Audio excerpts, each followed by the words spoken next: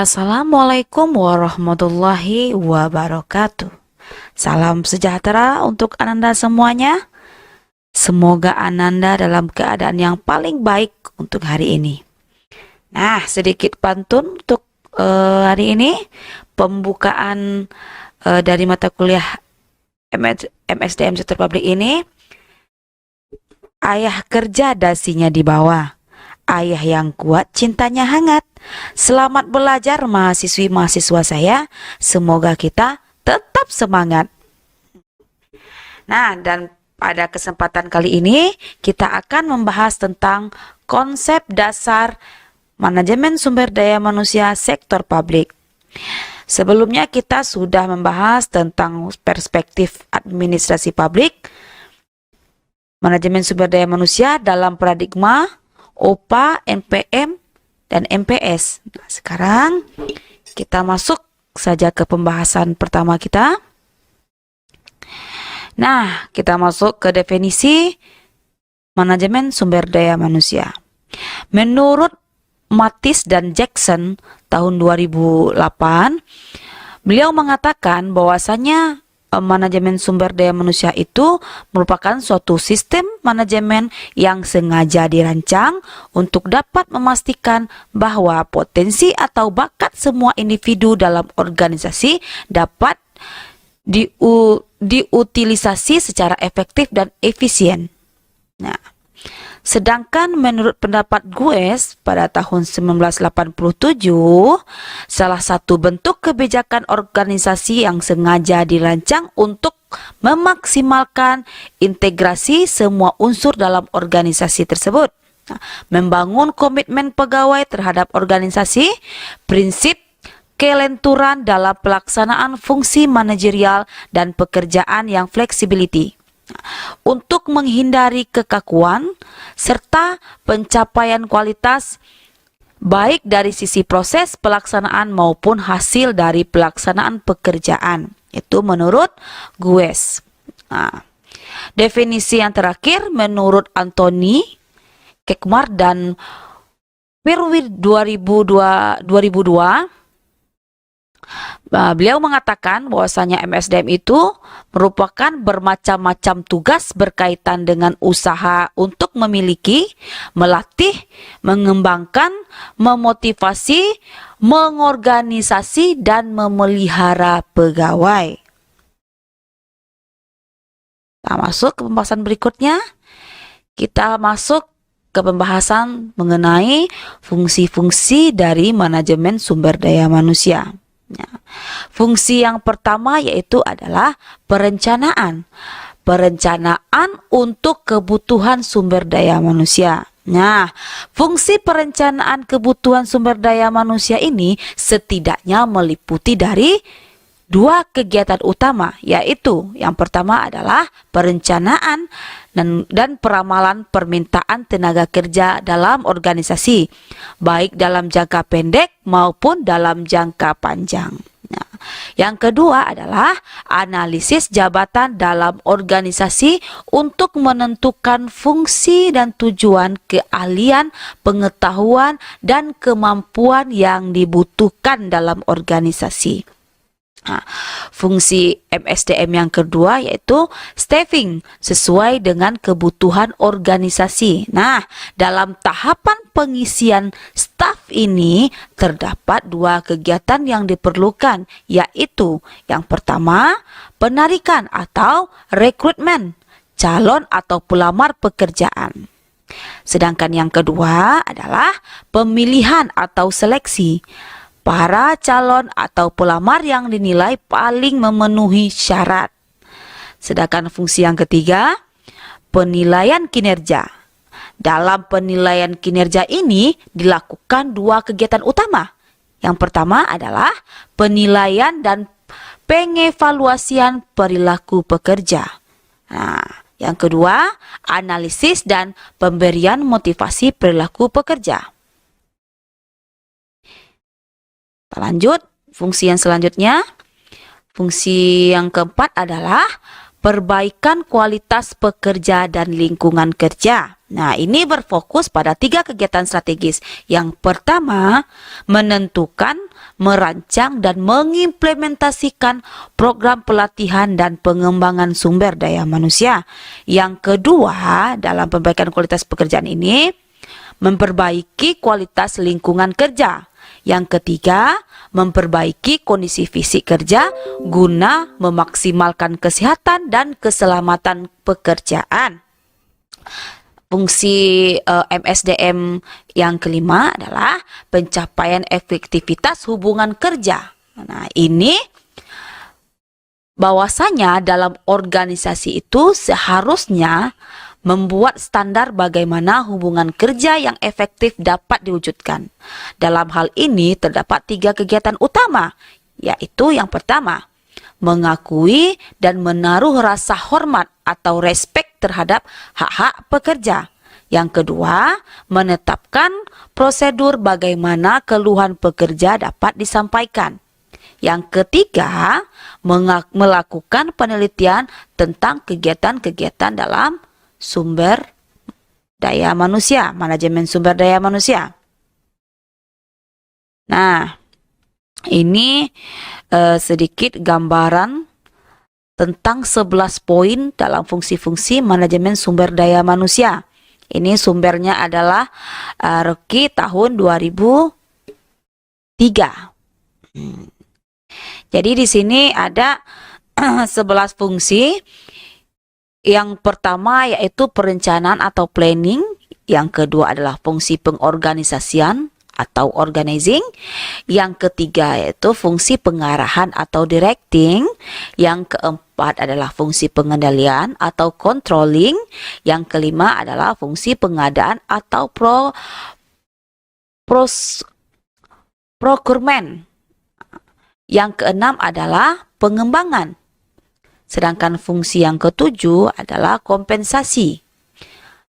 Fungsi manajemen sumber daya manusia yang ke-8 yaitu pengintegrasian atau integration. Yang ke-9, fungsi yang ke-9 yaitu pemeliharaan atau maintenance. Sedangkan fungsi yang ke-10 kedisiplinan. Nah, fungsi manajemen sumber daya manusia yang terakhir adalah pemberhentian. Kita lanjutkan. Nah, setelah terdapat fungsi-fungsi manajemen sumber daya manusia, nah, kita sekarang membahas tentang apa sajakah urgensi manajemen sumber daya manusia di sektor publik ini. Yuk kita bahas. Nah, sesuai dari diagram,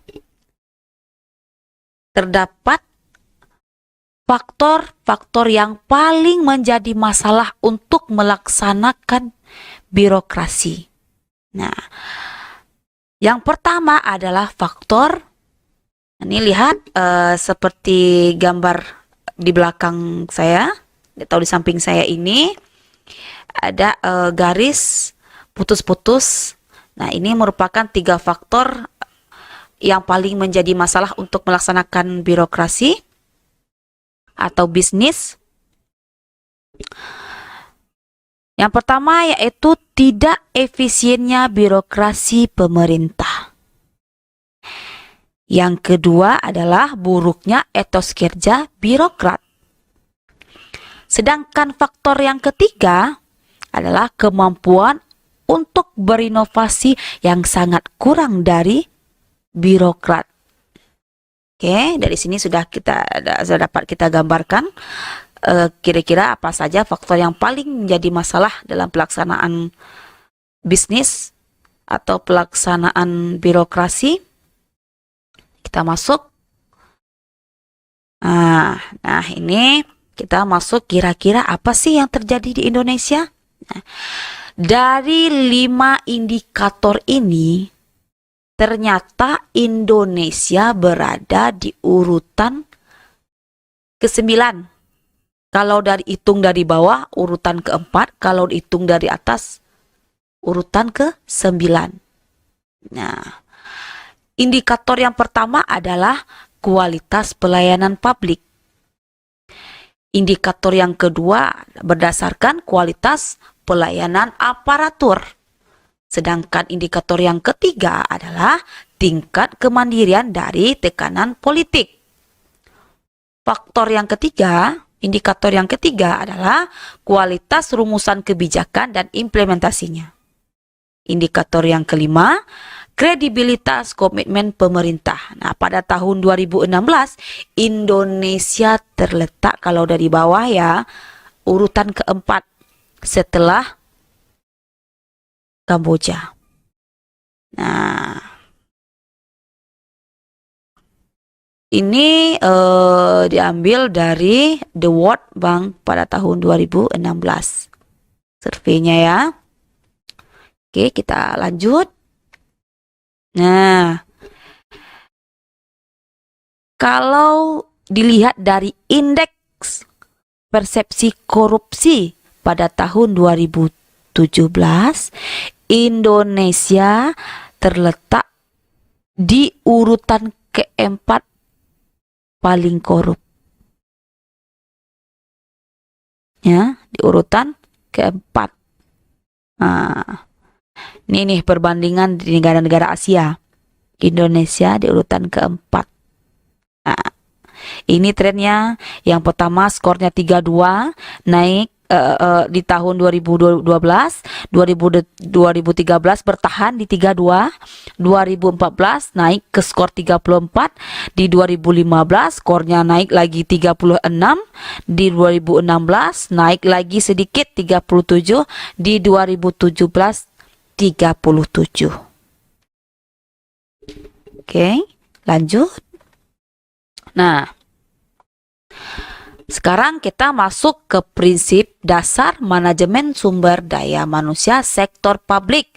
Yang pertama yaitu prinsip penekanan pada orang. Nah, secara alamiah organisasi diadakan untuk memenuhi kebutuhan manusia. Sementara dalam melakukan utilisasi sumber daya manusia, organisasi secara eksplisit menunjukkan adanya pemosisian manusia sebagai unsur utama di dalamnya. Dengan demikian, unsur manusia dalam organisasi tidak hanya sekedar bersifat pasif, namun lebih bersifat aktif untuk menghadapi sejumlah tantangan dan siap mengembangkan diri demi kelangsungan organisasi itu sendiri. Prinsip yang kedua adalah kepemimpinan partisipatif. Nah, maksudnya di sini adalah memposisikan figur pemimpin sebagai pihak yang akomodatif. Nah, secara teoritis, kepemimpinan terbaik adalah dengan menyesuaikan diri terhadap berbagai perubahan.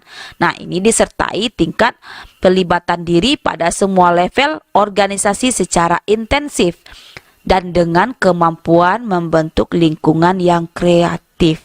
Nah, kita masuk ke prinsip yang ketiga yaitu gaya kerja yang inovatif. Nah, dalam gaya kerja yang inovatif ini merujuk pada perilaku yang inovatif yang tidak terpaku pada hasil yang telah dapat dicapai oleh individu, tapi juga merujuk pada kemampuan individu untuk dapat merefleksikan diri pada kinerja yang telah dicapai dan kemudian mempelajarinya sedemikian rupa sehingga akan dapat mencapai tingkat yang lebih baik di masa yang akan datang. Sedangkan prinsip yang keempat adalah orientasi klien yang kuat. Nah, ini berarti bahwasanya kepuasan masyarakat, nih kalau di sektor publik ya, tidak hanya merupakan tujuan, namun juga sekaligus sebagai instrumen bagi organisasi untuk mencapai sustained-nya. Nah, sustained comparative advantage atau disingkat juga SGI. Nah, SCA. Nah, itu ya. Atau keunggulan bersaing secara berkelanjutan. Nah, sedangkan yang kelima, prinsip yang kelima adalah pola pikir yang menginginkan kinerja yang optimal. Nah, ini bagaimana pula ya kira-kira? Nah, ini merupakan bagaimana mendorong pola pikir pegawai agar mampu mencapai titik kinerja yang optimum atau optimal.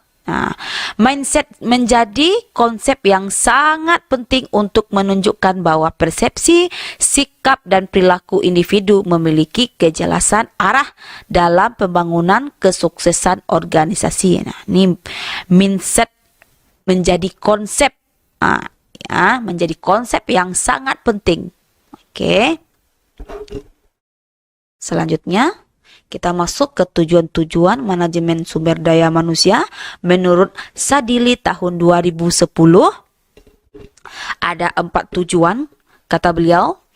Jadi tujuan yang pertama adalah tujuan organisasi. Nah, dalam tujuan organisasi ini bahwasanya memastikan bahwa manajemen sumber daya manusia berkontribusi pada efektivitas organisasional. Nah, Departemen Sumber Daya Manusia membantu para manajer untuk mencapai tujuan-tujuan organisasi. Nah, dalam hal ini, para manajer tetap bertanggung jawab penuh atas para bawahannya. Departemen Sumber Daya Manusia juga hanya memberikan dukungan dalam hal-hal yang terkait dengan pengelolaan sumber daya manusia. Ya. Tujuan yang selanjutnya adalah tujuan fungsional. Nah, dalam tujuan fungsional ini, bagaimana menjaga kontribusi Departemen Sumber Daya Manusia dalam tingkat yang layak bagi kebutuhan-kebutuhan organisasi. Nah, sumber-sumber daya akan terbuang percuma jika manajemen sumber daya manusia tidak direncanakan secara optimal sesuai dengan apa? Sesuai dengan kebutuhan. Nah, tujuan yang ketiga adalah tujuan kemasyarakatan. Nah, dalam tujuan kemasyarakatan ini bersikap etis dan bertanggung jawab sosial terhadap kebutuhan-kebutuhan dan tantangan-tantangan masyarakat sembari meminimalkan dampak negatif dari tuntutan-tuntutan tersebut bagi organisasi. Sebuah organisasi itu juga harus mempunyai sikap yang etis terhadap masyarakat yang tinggal di sekitar perusahaannya. Gitu. Jadi juga dia harus juga memikirkan apa sih dampak-dampak negatif nanti, dan birokrat itu atau enggak karyawan dari bisnis itu juga harus bisa meminimalkan dampak-dampak negatif yang ditimbulkan dari lingkungan masyarakat nantinya. Oke. Tujuan yang selanjutnya adalah tujuan personal. Nah, dalam tujuan personal ini membantu para pegawai untuk mencapai tujuan-tujuan pribadi mereka. Nah, sejauh tujuan-tujuan itu mendorong kontribusi bagi organisasi. Nah, tujuan personal bagi karyawan ini atau pegawai akan tercapai jika karyawan dipelihara, dipertahankan, dimotivasi. Nah, ini sangat penting ini. Nah, jika sudah demikian, sudah dipelihara, dipertahankan, dan dimotivasi, nah, otomatis kinerja dan kepuasan karyawan akan menurun dan karyawan bisa meninggalkan organisasi jika 3 hal ini tidak dilakukan. Ya. Oke. Sampai sini Anda semua sudah paham ya? Saya berharap demikian. Nah, itulah pembahasan kita di materi kali ini. Saya berharap Ananda dapat mendengarkan dengan seksama, mencoba membuat rangkuman dan kirimkan ke Google Form yang sudah disediakan. Nanti dari Google Form akan dikirim ke email-email Bapak Ibu, dan pastikan email yang Bapak Ibu berikan dan Bapak Ibu kirimkan itu adalah email yang benar, ya, agar input dari kesimpulan Ibu dapat dikirim ke email yang sudah dikirimkan. Oke, saya akhiri saja pertemuan di minggu ketiga ini. Wabillahi taufik wal hidayah. Assalamualaikum warahmatullahi wabarakatuh.